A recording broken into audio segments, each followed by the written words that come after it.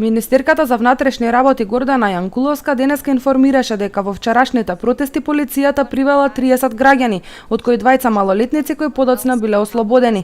Еден од приведените прво бил однесен на токсикологија поради дејство на алкохол, а потоа бил притворен. Во насилните протести пред владата синоќа се повредени 38 полицајци, а 6 од нив се задржани во болница поради сериозноста на повредите. Според информации на МВР во протестите повреден и еден цивил кој е задржан во градската болница.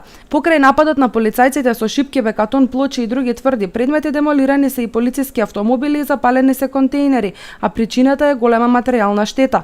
Како што информираше Министерката за внатрешни работи, вчера околу 18 часот биле собрани околу 50 на граѓани. Подоцна им се приклучила поголема организирана група на граѓани во која повеќето биле девојки, кои се прекачиле преку оградата и сакале насилно да влезат во објектот на владата.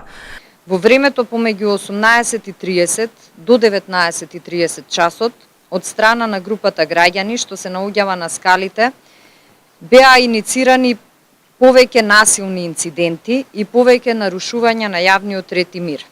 Во неколку наврати со бекатон, плочки, камења, шишиња, јајца, домати и други тврди предмети е фрлано кон кордонот на униформираните полициски службеници и кон објектот на владата на Република Македонија, и симнати се и државните символи, односно знамето на Република Македонија од јарбовот пред објектот на владата.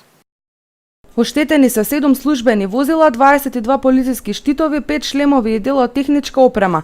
Оштетена е зградата на владата, објектот на приватниот медиум Радио Слободна Македонија, а исто така пријавена е штета и на приватен имот.